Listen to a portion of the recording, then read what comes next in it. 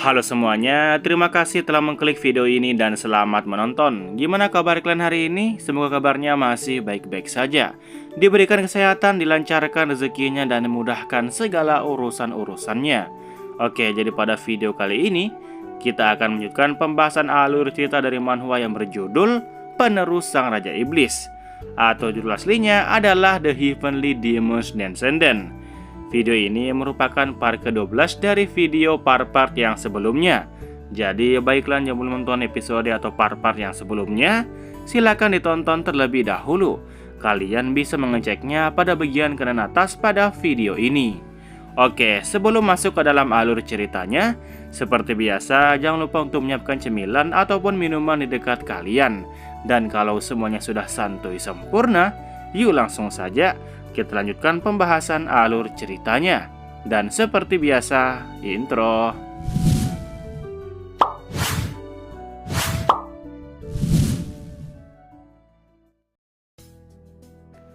Oke, setelah Suho kemarin telah mengetahui bahwa itu adalah sifat alami yang dia miliki, di sini Suho pun kembali keheranan.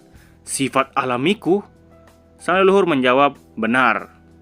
Awalnya aku ragu, tetapi kau ternyata benar keturunanku. Sepertinya kau terlahir dengan bakatnya, kata sang leluhur. Masih tidak cukup untuk menyayangiku sih. Barusan itu adalah niat membunuh. Aku ingin menyingkirkan apapun yang berani menggangguku. Dorongan impulsif yang ada di dalamku membuatku berpikir seperti itu. Dipikir-pikir lagi, sepertinya ini pernah terjadi sebelumnya, kata Suho. Sial, kepalaku sakit. Keluarkan pedangmu, Jin Suho, kata Siwo yang merupakan direktur dari asosiasi Hunter. Hei, sela dari sang asisten.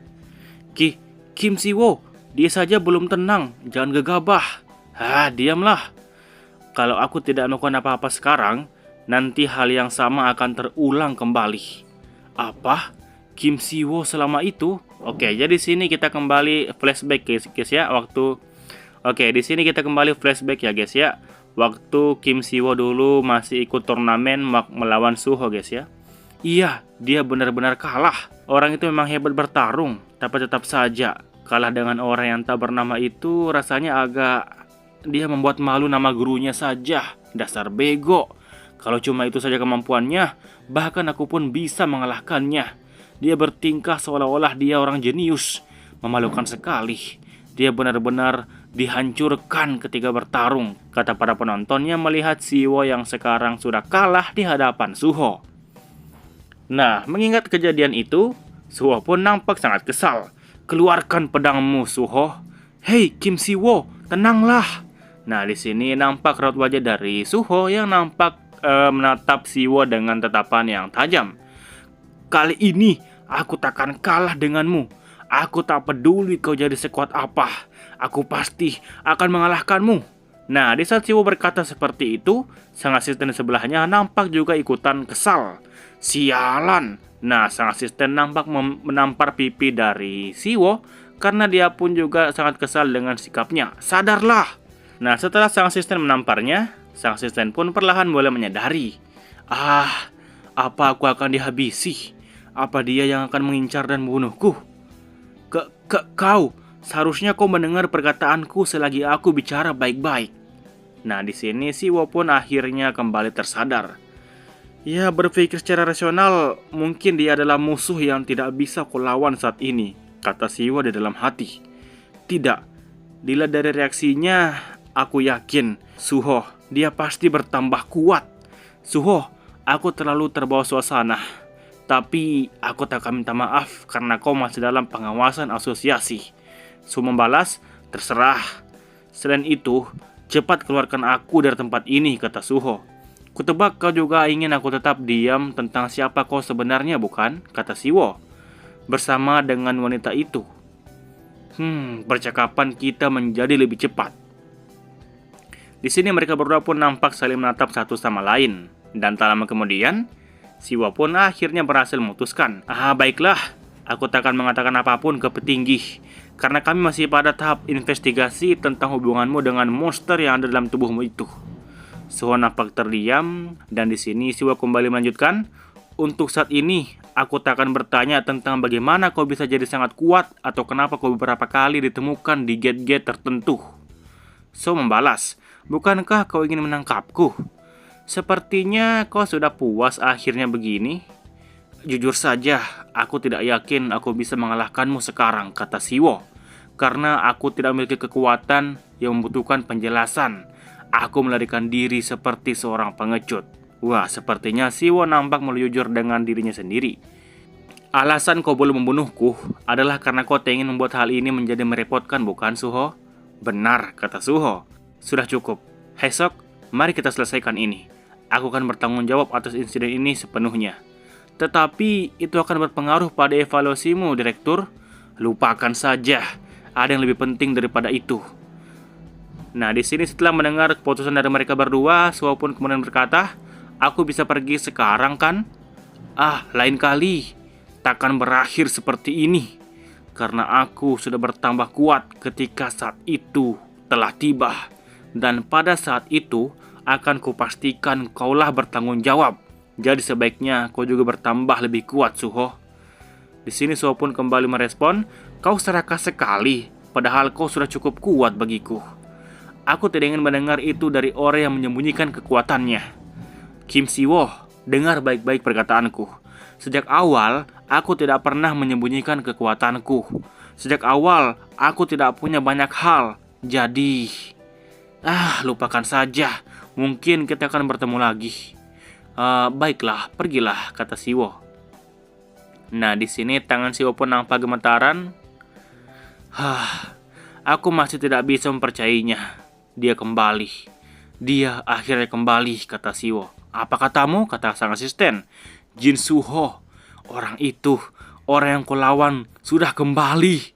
Wah, di sini nampak tatapan Siwo yang semakin menggila ya teman-teman. Akhirnya. Oke, setelah kita memperlihatkan kondisi kantor yang tadi tempat persembunyian guys ya, yang dipakai sama si Siwo sama sang asisten. Di sini kita pun kembali berpindah ke Suho yang sudah bertemu kembali dengan wanita yang kemarin cuy. "Jadi bagaimana kabarmu?" "Aku berhenti sekolah. Sepertinya akademi tidak ingin membantu orang sepertiku yang dikritik parah oleh publik.